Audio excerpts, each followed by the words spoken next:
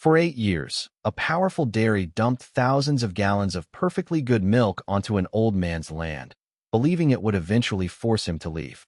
But on one freezing winter morning, his loyal border collie stopped beside the frozen ditch and uncovered something no one had ever noticed. What the old buttermaker discovered that day would save his farm, expose a billion-dollar secret, and transform the company's greatest waste into the finest butter America had ever tasted. The Flathead Valley, Montana lay buried beneath the coldest winter in decades. Snow covered the empty fields, the wind whispered through frozen pines, and the thermometer outside an aging farmhouse had fallen below -20 degrees Celsius before sunrise. Samuel Brooks had long ago stopped counting the winters. At 71, he moved with the careful patience of a man whose body remembered every year it had carried. He stood a little over 6 feet tall, though time had curved his shoulders slightly forward. His weathered face was carved with deep lines around steel blue eyes that had once studied fresh cream with the precision of an artist. A thick gray beard framed a square jaw still stubborn beneath old age, while his silver hair escaped beneath a worn wool cap that had belonged to his late father. His hands were enormous, scarred by decades of lifting milk cans, stirring copper kettles, and shaping butter by hand before machines replaced craftsmen. People who had known Samuel in his younger years remembered a cheerful man who laughed easily. Bankruptcy had not stolen his kindness, but it had stolen his confidence. Losing the Brooks family creamery 15 years earlier had left him quieter, slower to trust, and convinced that everything worth saving eventually disappeared. Even so, whenever neighbors needed help repairing a fence or pulling a truck from the snow, Samuel never refused. It was simply the way he had been raised. Every morning began the same. Before daylight, while the valley still slept beneath darkness, the rumble came from the hill above his property. Samuel no longer needed a clock. The diesel engines of North Crest Dairy served as his alarm every day of the year.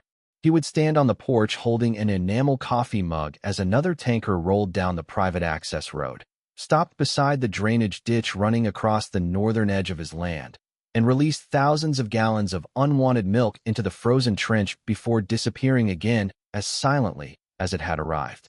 8 years earlier, he had called county officials until they stopped answering. He had written letters. He had attended meetings. The dairy had become the largest employer in Flathead Valley, and nobody seemed interested in challenging the company that paid most of the town's wages. The smell never truly left. Even in winter, when the freezing temperatures trapped much of it beneath sheets of ice, a sour scent lingered in the wind. During summer, it became unbearable. Grass along the ditch had died years ago, leaving behind pale soil where nothing healthy would grow. Samuel worried less about the dead grass than the spring that supplied drinking water to his farmhouse. Every season, he wondered whether the contamination had finally reached it. His daughter, Rachel Brooks, had not brought her 2 children to visit in nearly 3 years. Rachel was 42, a pediatric nurse living in Missoula. She inherited her father's gentle blue eyes, but carried herself with far more urgency than Samuel ever had. Tall, with chestnut hair usually tied into a practical ponytail and fair skin marked by long hospital shifts, she had spent her career caring for strangers while quietly worrying about the only parent she had left. She called every Sunday without fail. Every conversation eventually reached the same plea. "Dad, please sell the farm. Come live closer to us." Samuel always answered with the same tired smile she could never see through the phone. "This land has buried too many memories for me to leave it." Rachel understood, yet she could not forgive the dairy for slowly poisoning the place where she had grown up. Fear for her own children's health finally outweighed nostalgia. The farmhouse felt larger every year because only 2 souls remained inside it. The second belonged to Scout. Scout was a 13-year-old border collie whose black and white coat had faded with age until gray spread across his muzzle like fresh snow on dark stone. His amber eyes remained remarkably bright, always watching Samuel with quiet intelligence. Years earlier, he had been the fastest sheepdog in 3 neighboring counties, able to turn an entire flock with nothing more than a stare. Arthritis had slowed his legs, but not his instincts. He followed Samuel everywhere, sleeping beside the wood stove each evening and waiting faithfully by the kitchen door every dawn. Since Samuel's wife Eleanor had passed away from cancer nearly 9 years before, Scout had silently accepted responsibilities no animal had ever been asked to carry. He noticed when Samuel skipped meals. He nudged him awake after nightmares. On lonely evenings, he rested his head across the old man's boots as if reminding him he was still needed by someone. That January morning felt colder than anything Samuel remembered. Ice crystals floated through the air like powdered glass. He carried a metal bucket toward the chicken coop to break the frozen water when Scout suddenly stopped walking. Instead of following, the old dog turned sharply toward the drainage ditch. Samuel frowned. For years, Scout had refused to go near the place. Whenever the smell drifted across the yard, he growled softly and guided himself away as though avoiding danger. Today was different. Scout hurried toward the frozen ditch with surprising energy. His stiff joints seemed forgotten. Reaching the edge, he lowered his nose into the thick white crust covering the frozen milk and began digging frantically with both front paws. "Scout," Samuel called. "Leave it." The dog ignored him. Chunks of frozen milk scattered across the snow. Scout barked once, a sharp, urgent bark Samuel had not heard since the days they still worked cattle together. Curiosity overcame irritation. Samuel climbed carefully down the icy bank. As he approached, something felt strange. There was no sharp odor, no rotten smell, only silence. And something else carried gently through the freezing air. He knelt beside the hole Scout had uncovered. With trembling fingers numbed by the cold, Samuel scooped a small handful of the thickened white cream from beneath the frozen crust. He slowly lifted it toward his face. The moment the aroma reached him, his breathing stopped. His eyes widened. It wasn't spoiled milk. It was the unmistakable fragrance of rich, sweet cream. The exact aroma that had once filled Brooks' family creamery on the mornings he crafted the butter that people across Montana used to drive hours to buy. Samuel Brooks barely slept that night. Long after the fire in the cast-iron stove had settled into glowing embers, the scent of rich cream lingered in the farmhouse like an old memory refusing to leave. He sat alone at the worn oak kitchen table, turning the same thought over again and again. For 8 years he had believed the dairy was dumping spoiled milk, but his nose, trained by nearly half a century of butter making, had never lied to him once. If what he had smelled that morning was genuine cream, then someone up the hill was throwing away milk that could have become the finest butter in Montana. The realization stirred something inside him that grief had buried years ago. For the first time since losing Brooks' family creamery, Samuel felt curiosity stronger than disappointment. Before dawn the following morning, he dressed in layers of wool and canvas, wrapped a faded scarf around his neck, and carried 3 spotless stainless steel milk cans toward the ditch. Scout followed closely despite the stiffness in his aging hips. The old border collie moved slowly but watched every shadow with alert amber eyes. Samuel crouched beside the frozen bank, hiding behind a row of snow-covered pine trees that shielded the northern edge of his property from the access road above.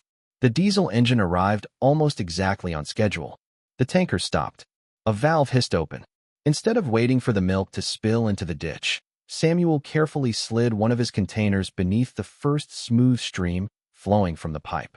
Steam rose into the freezing air as the fresh milk splashed into the can. He sealed the lid within seconds and pulled back before the driver noticed anything unusual. As the truck prepared to leave, the driver's door opened unexpectedly. A young woman climbed down from the cab. She couldn't have been older than 29. She stood about 5'7" with an athletic build shaped more by physical work than exercise. Thick dark brown hair escaped beneath a navy wool cap, curling against the collar of an oversized insulated jacket marked with the North Crest Dairy logo. Her olive complexion had been weathered by years of Montana winters, and determined hazel eyes carried the quiet exhaustion of someone who rarely slept enough. Her name tag read Emily Torres. There was kindness in her face, but it was guarded, hidden behind the cautious expression of someone who had learned that mistakes could cost more than pride. Since becoming a single mother 5 years earlier after her husband disappeared without warning, Emily had accepted every difficult shift offered simply to keep a roof over her young son's head. She had learned to obey instructions without asking questions because questions did not pay rent. Her eyes immediately found Samuel standing beside the ditch. "You shouldn't be here," she called, keeping her voice low as if afraid someone else might hear. "Company property starts at the road." Samuel nodded calmly. So, does the milk belong to the company after it leaves your truck? Emily hesitated. She looked toward the empty road before answering. It isn't my decision. I know. They tell me which load gets dumped. I know that too. Her shoulders relaxed slightly. Few people answered anger with understanding. You've been watching us, she said. For 8 years. Emily lowered her eyes. I thought it was all spoiled. So did I. She glanced toward the white stream still flowing into the frozen ditch. This load isn't spoiled, she admitted quietly. Most aren't. Samuel remained silent. The young woman continued almost against her own will. Some shipments miss a pickup window. Some produce more than the contracts allow. Sometimes the butterfat percentage doesn't match an order. The company says hauling it back costs more than dumping it. Samuel felt his jaw tighten. So good milk becomes waste. Emily gave a tired nod. That's business. No, Samuel answered softly. That's forgetting what milk is. She stared at the old man for several long seconds before climbing back into the truck. That afternoon, Samuel filled the old copper churn his father had used decades earlier. The polished wood handle felt unfamiliar in his hands at first, then strangely comforting. Every movement awakened another memory. His father laughing across the cream room.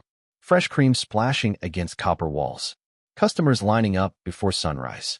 By evening, golden butter floated above cool buttermilk exactly as it had countless times before. Samuel pressed the butter into a small wooden mold carved with the Brooks family crest, wrapped a portion in wax paper, and smiled despite himself. It was beautiful. The next morning he returned to the ditch. Emily was waiting. She climbed down carrying 2 paper cups of hot coffee. I figured you'd be here. I figured you knew I would. Without speaking, Samuel unwrapped the small square of butter and handed it to her with a slice of fresh bread. Emily accepted it politely. She took one bite. Everything around them seemed to disappear. The creamy richness melted across her tongue, carrying delicate notes of sweet grass, wildflowers, and fresh spring clover. Her eyes slowly widened. My grandfather, she whispered. Samuel waited. He kept 3 Jersey cows back in New Mexico. My grandmother churned butter every Sunday. Her voice cracked unexpectedly. I haven't tasted this since I was a little girl. A single tear escaped despite her effort to hide it. Samuel looked toward the frozen fields stretching beneath the pale morning sky. They're throwing away memories, he said quietly. Emily wiped her eyes before anyone could have mistaken them for weakness. Then she looked back at Samuel. If I leave something behind the pine trees before sunrise. She stopped. Samuel said nothing. Would you know where to find it? A slow smile appeared beneath the old man's gray beard. I believe I would. Emily climbed back into the tanker without another word. The following morning, hidden carefully behind the last pine tree before the ditch, waited 3 sealed milk cans filled with perfectly fresh cream. The farmhouse that had known only silence for nearly 10 years would soon remember the smell of warm butter once again. 3 mornings passed without interruption.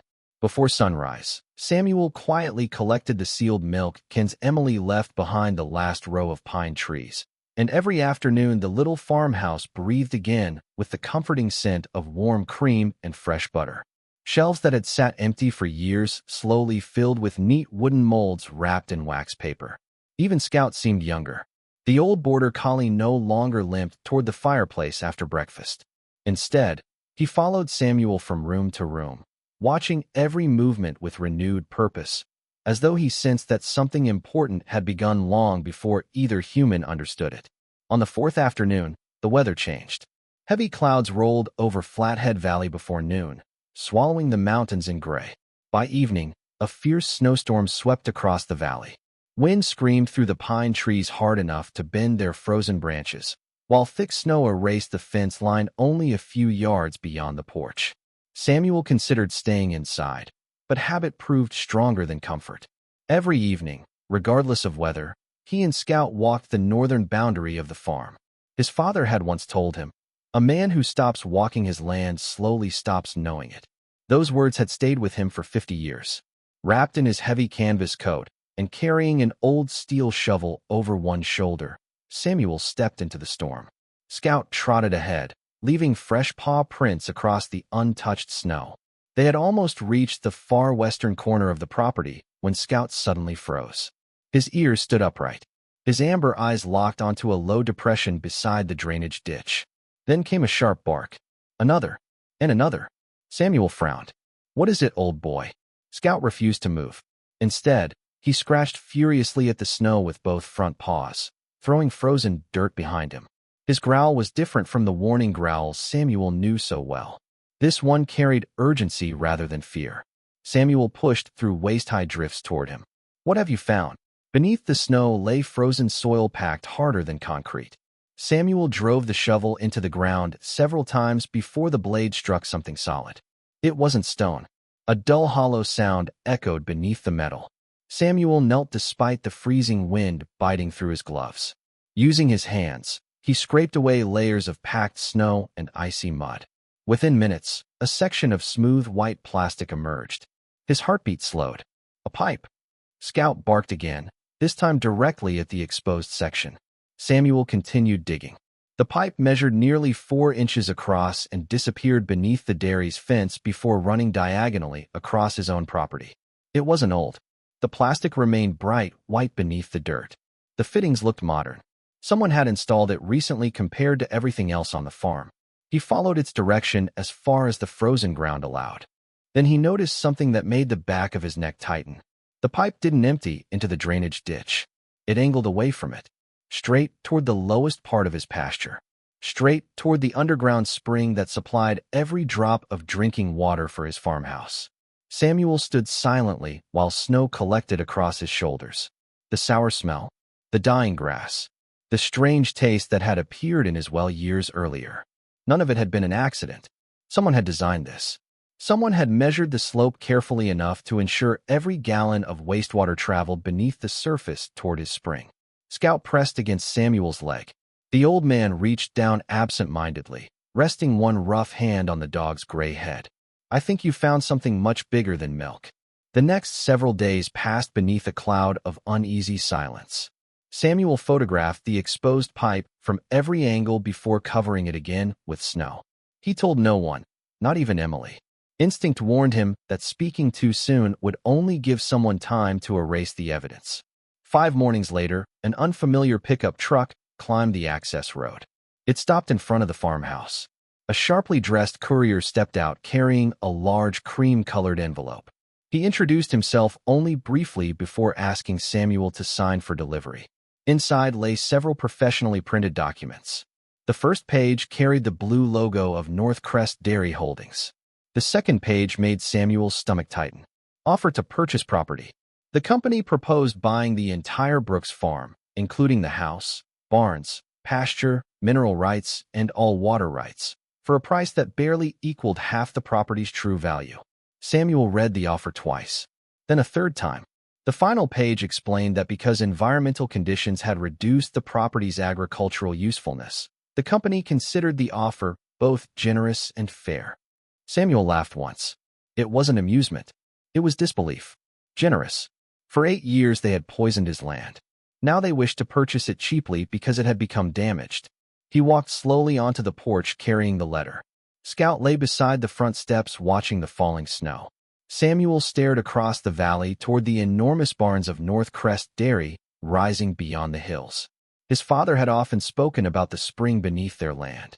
Long before electricity reached the valley, the Brooks family had built the farmhouse exactly where it stood because fresh water flowed beneath the limestone year-round. Even during the driest summers, the spring had never failed. Suddenly, every piece fit together. The dairy didn't care about his aging farmhouse. They didn't care about the worn barns. They didn't even care about the pasture. They wanted the water. The pure underground spring feeding the entire southern edge of the valley was worth far more than the land sitting above it. Everything else, the dumping, the contamination, the dying grass, the unbearable smell, had simply been pressure. Pressure designed to convince one lonely old man that leaving was easier than fighting. Samuel folded the offer carefully. Then he looked down at Scout. "You weren't digging for milk, were you?" Scout wagged his tail once. Samuel smiled for the first time in days. "No." He slipped the envelope into his coat pocket. "They've been digging for this place all along." The following Saturday dawned beneath a pale winter sky. The storm had passed, leaving whitefish wrapped in fresh snow that sparkled beneath the first rays of sunlight. Samuel loaded 12 wooden boxes of freshly wrapped butter into the back of his aging pickup. Each package carried a simple brown paper label stamped by hand with 2 words he had carved into an old maple block the night before: Brooks Reserve. He did not expect to sell much. Truthfully, he only hoped someone might remember what real butter once tasted like. Whitefish Farmers Market occupied the old train depot square every weekend, even through winter.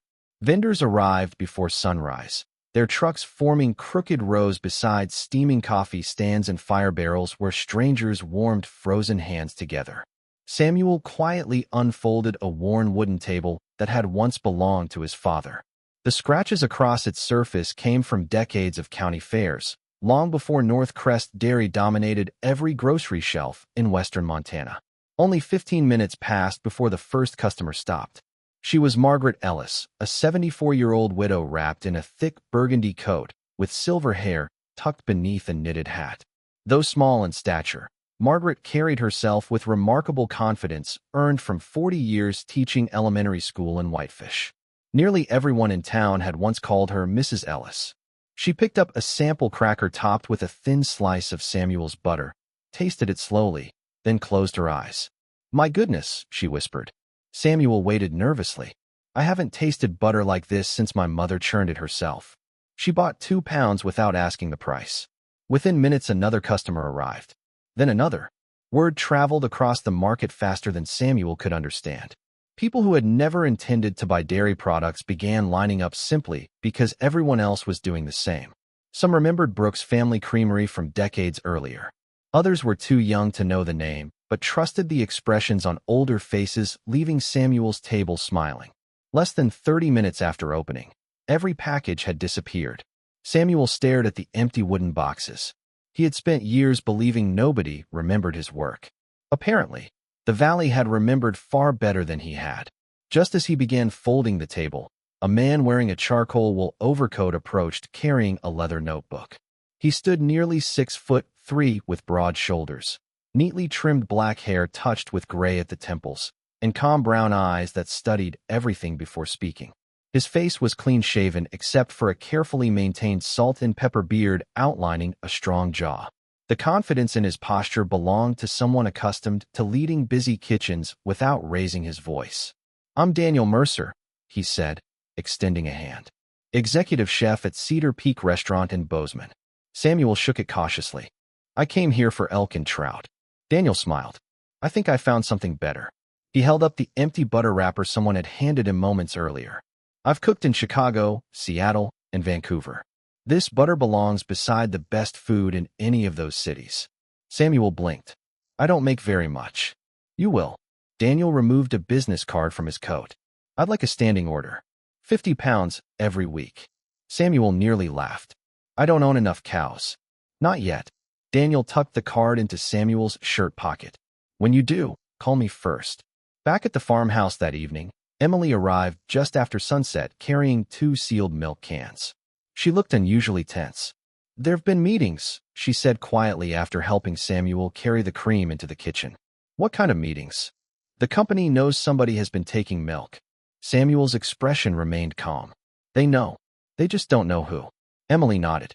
"I started copying things."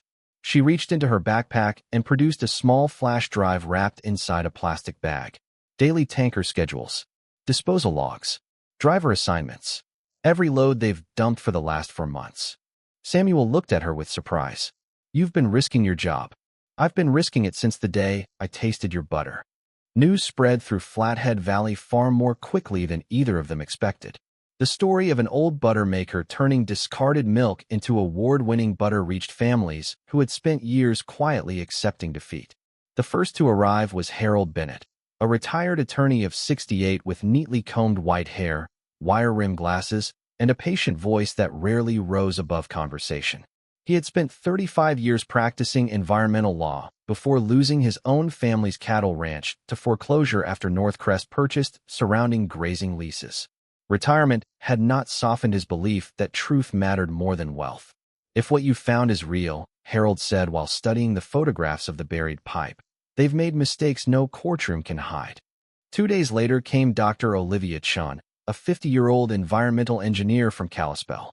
She was slender, with shoulder-length black hair streaked lightly with silver and observant dark eyes that noticed details others ignored.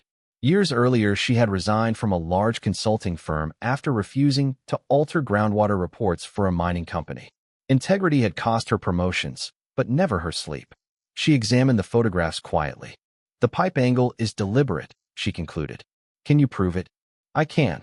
Then something happened Samuel never expected. An envelope appeared beneath his mailbox before sunrise. Inside rested copies of internal maintenance reports bearing North Crest letterheads. No signature, only a handwritten note. "You deserve the truth."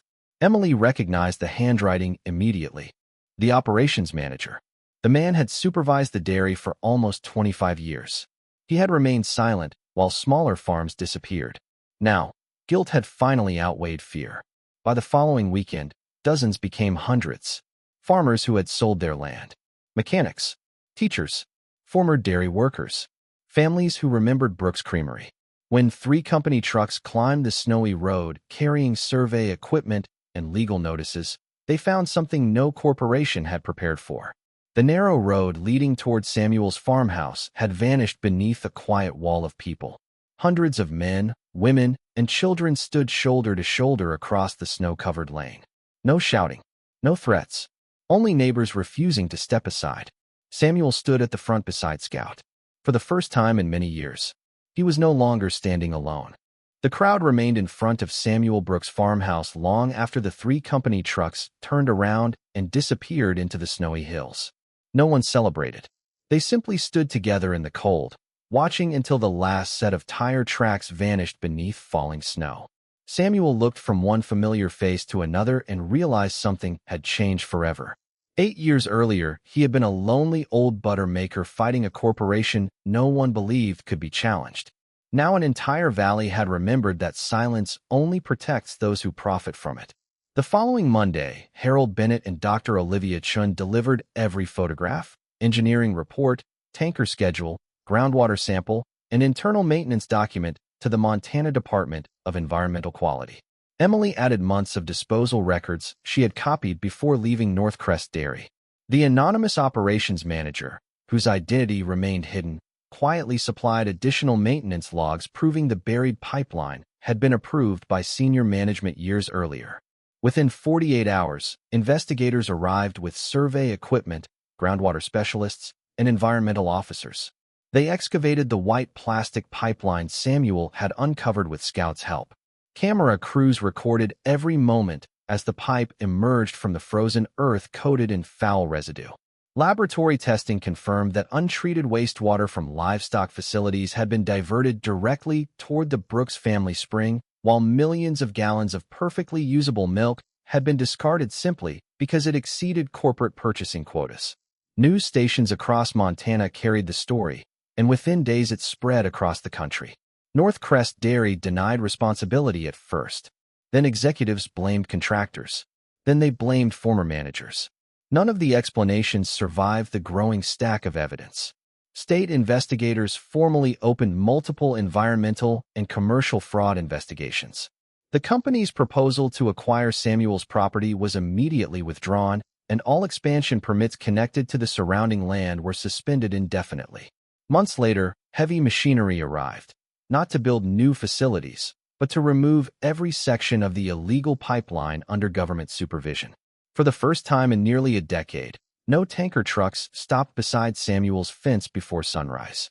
The ditch slowly began to recover beneath spring rain, and green shoots pushed through soil that had once seemed permanently lifeless. Samuel never spoke publicly about revenge. Whenever reporters asked how he felt after defeating one of Montana's largest dairy companies, he always gave the same answer. "I didn't want them to lose. I wanted them to stop wasting what never should have been wasted." Instead of celebrating lawsuits or settlements, Samuel focused on rebuilding the only dream that had ever truly mattered. Construction began beside the old farmhouse using the original stone foundation where Brooks Family Creamery had once stood. Friends from Whitefish volunteered weekends. Retired farmers repaired fences. Local carpenters donated lumber. Daniel Mercer quietly paid for new refrigeration equipment after insisting it was an investment, not charity. By early summer, the building stood complete beneath a freshly carved wooden sign. Brooks Spring Creamery. The name honored both the Brooks family and the underground spring that had quietly sustained generations before becoming the very reason others had tried to take the land away. Emily Torres accepted Samuel's offer to become the creamery's operations manager. She had resigned from North Crest the day investigators arrived, unwilling to spend another morning dumping food while children across the country struggled to eat. She quickly proved herself far more than a manager.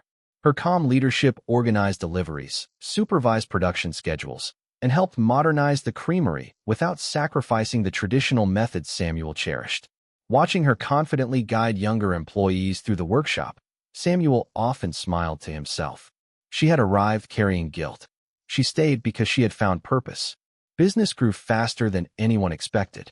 Restaurants from Bozeman, Helena, Missoula, and eventually Seattle requested shipments every week. Families who remembered the original Brooks butter returned with children and grandchildren eager to taste what older generations had spoken about for years. Visitors no longer came only to buy butter. They came to hear the story of the old man, the loyal dog, and the valley that refused to surrender. Scout never understood fame. The 13-year-old border collie had become slower with each passing season. His muzzle had turned almost completely white, and climbing the farmhouse steps now required careful effort. Yet every morning before sunrise, regardless of aching joints or falling snow, he insisted on walking the entire northern fence line exactly as he always had. Samuel never stopped him. Some routines belong to the heart more than the body. One year after discovering the frozen cream beneath the snow, Samuel received an invitation to the National Artisan Dairy Competition in Wisconsin. He entered a single batch of butter reserve, prepared exactly as his father had taught him decades earlier, using rich cream, patient hands, and time instead of shortcuts. Weeks later, the telephone rang inside Brooks' Spring Creamery. Emily answered first. She covered the receiver with trembling fingers. "Samuel." Her voice barely rose above a whisper. "We won." Out of hundreds of entries submitted by artisan producers across America, Butter Reserve had been awarded Best Artisan Butter in America. The news transformed the valley almost overnight. Orders poured in from across the country. Travelers drove hundreds of miles simply to purchase a single wrapped block of butter made from cream a corporation had once considered worthless. Hotels filled.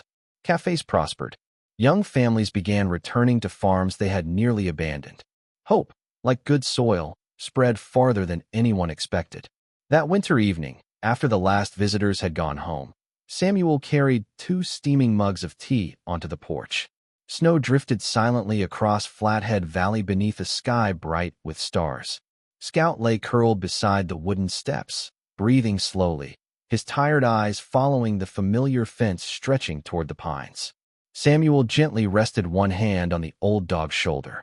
"You saw it before I did," he whispered. Scout's tail thumped softly against the porch floor. Samuel looked across the peaceful fields where healthy grass now covered the land that had once been poisoned. At last he understood the lesson life had spent years teaching him. The greatest treasures are not always the things others create. Sometimes they are the things the world throws away, until someone with enough patience, faith, and love chooses to recognize their true worth. Sometimes, God does not perform his greatest miracles with thunder, lightning, or voices from heaven. Sometimes, he hides them in the ordinary things we overlook every day. A forgotten skill. A loyal dog that refuses to give up. A neighbor willing to stand beside someone who has been standing alone for far too long. Or even something the world has carelessly thrown away. Samuel believed his best years were behind him. The world saw an old man living on a dying farm. But God saw a faithful heart that had not forgotten how to create something beautiful. And when the right moment came, he used what others called worthless to reveal a blessing no one expected. Perhaps that is how God still works in our lives today. Sometimes a closed door is protecting us from a greater loss. Sometimes a painful season is preparing us for a greater purpose. And sometimes the blessing we've been praying for is already nearby. We simply haven't recognized it yet. If this story touched your heart, take a moment to share it with someone who may need hope today. Leave a comment below and tell us where you're watching from. We'd love to hear your story, and your words may encourage someone else around the world. If you believe that God can bring hope out of hardship and purpose out of what others discard, please subscribe to our channel and join our growing family of compassionate hearts. May God bless you, strengthen your family, protect your home, and fill your life with peace, health, and hope. And may He remind you, every single day, that nothing placed in His hands is ever truly wasted.